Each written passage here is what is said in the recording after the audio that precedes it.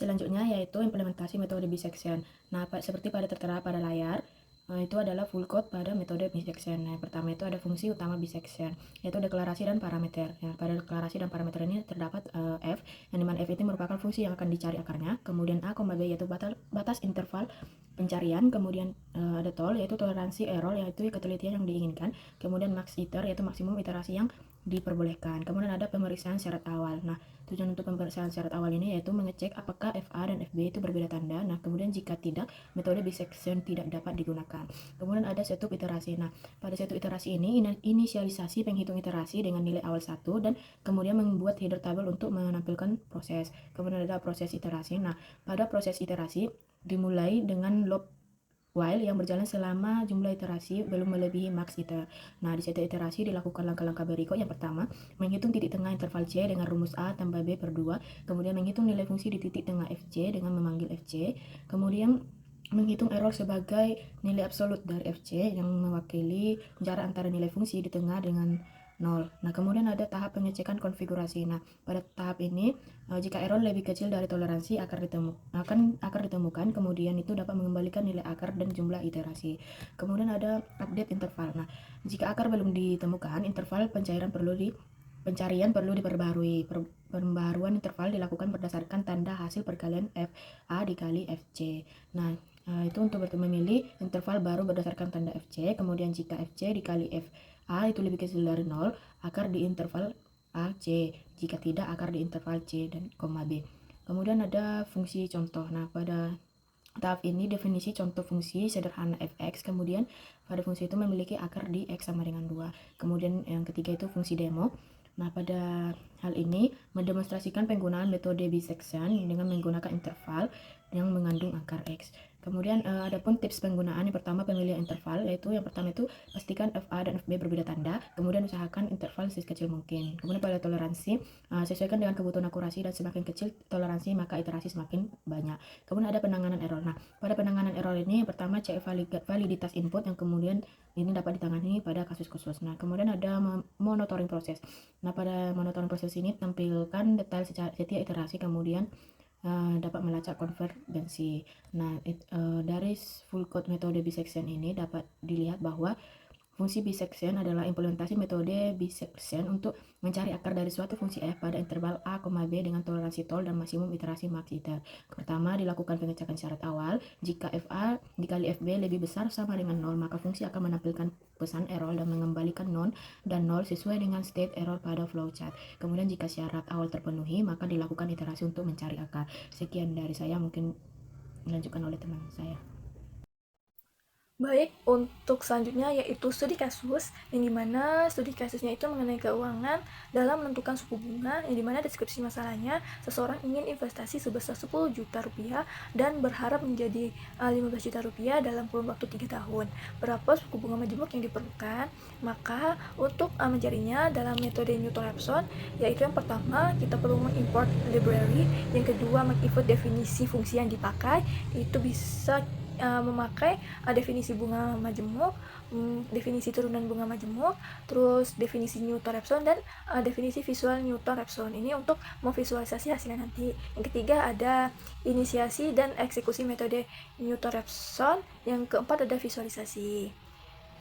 Yang dimana output dari metode Newton-Raphson dengan studi kasus ini itu terjadi dalam 4 iterasi. Yang pertama iterasi pertama dengan nilai x-nya itu 0,1465556 dengan tingkat ke-errornya yaitu 4,655647E dikurang 02. Hingga untuk iterasi keempat yaitu dengan nilai x sama dengan 0,144 dengan tingkat keeroran 7,6456990E dikurang 12 dengan suku bunga yaitu 14,4714%, mana disajikan di dalam grafik atau kurva. Untuk kurva yang berwarna biru adalah fungsi bunga majemuk yang merepresentasikan selisih antara nilai interval.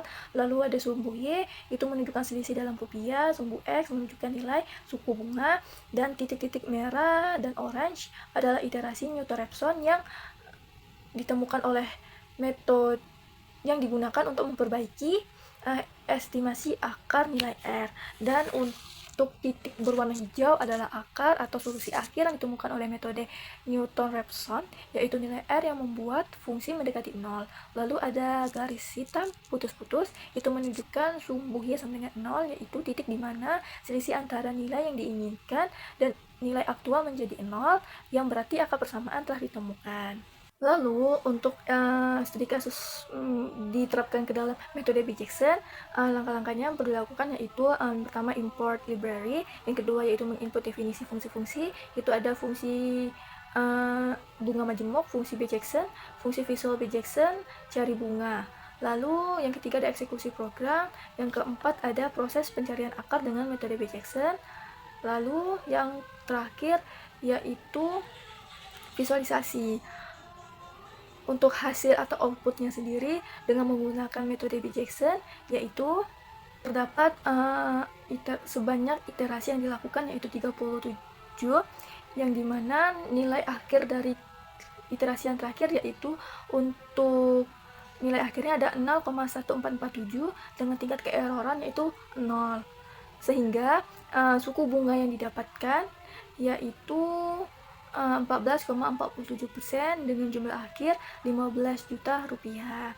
Dapat dilihat untuk kurva dari metode B-Jackson sendiri itu untuk mengukur konvergensi metode yang digunakan dalam studi kasus ini, yaitu ada sumbu X atau iterasinya itu menunjukkan jumlah iterasi yang dilakukan oleh metode B-Jackson. Terus ada sumbu Y atau nilai C menunjukkan nilai tengah C dari interval yang digunakan di mana nilai akar persamaan sedang dicari. Lalu ada garis biru dengan titik-titik, itu merepresentasikan nilai C pada setiap iterasi. Lalu ada garis merah putus-putus, itu merupakan nilai akar yang telah dihitung dengan metode B-Jackson, yaitu sekitar 0,1447. Semakin banyak iterasi maka nilai C semakin dekat ke garis itu dan juga menunjukkan ke konvergensi ke akar yang diinginkan. Maka didapatkanlah hasil perbandingan dari kedua metode tersebut dengan studi kasus yang telah dilakukan. Dari kasus tersebut dapat diselesaikan menggunakan metode baik itu dari Newton-Raphson dan metode B-Jackson. Pada metode Newton-Raphson dapat dilihat bahwa tebakan awal untuk mencari suku yaitu X0 sama dengan 0,1 atau 10%, suku bunga awal sebagai satu nilai tebakan awal untuk mengetahui rentang atau interval hasilnya. Sedangkan untuk metode B-Jackson melalui interval 0,1, yang dimana 0 itu merupakan batas bawah dan 1 itu merupakan batasan atas, yang dimana mencari akar fungsi dalam rentang tersebut. Lalu penggunaan metode Newton-Raphson dan metode B-Jackson dibantu dengan pemrograman Python. Pada metode Newton-Raphson di input jumlah iterasi maksimal itu 100 dan nilai tolerannya yaitu 1E,6. Ini berguna agar mencapai metode berjalan selama jika ternyata tidak konvergen dan apakah nilai akar sudah cukup mendekati nilai sebenarnya. Tadi kan telah output atau hasil dari metode Newton-Raphson dengan menggunakan Python bahwa hasil akar persamaan dengan metode tersebut sebesar 0,144714 dengan nilai kesalahan 7,64569E dikurang 12, dan hasil dengan metode Newton-Raphson ini akan mulai konvergen pada iterasi keempat.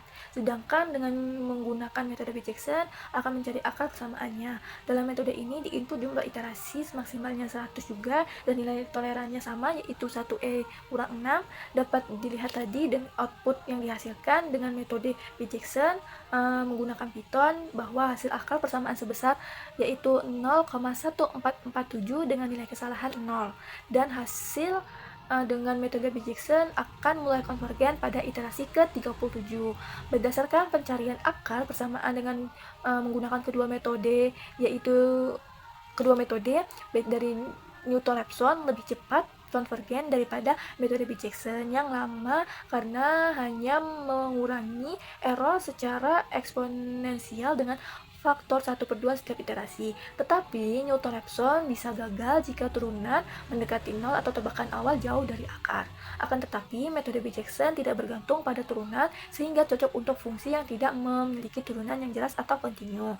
Sedangkan metode Newton-Raphson memerlukan komputasi turunan yang bisa merepotkan jika fungsi kompleks. Dengan demikian, keakuratan dari metode Newton-Raphson lebih tinggi dengan iterasi lebih sedikit jika tebakan awalnya baik, dan untuk metode Bijeksel akurat dalam menentukan akar dalam batas toleransi yang diberikan karena konvergensinya lambat, maka butuh lebih banyak iterasi untuk mencapai presisi tinggi. Demikianlah paparan hasil proyek dari kelompok kami. Kurang lebihnya kami mohon maaf. Wassalamualaikum warahmatullahi wabarakatuh.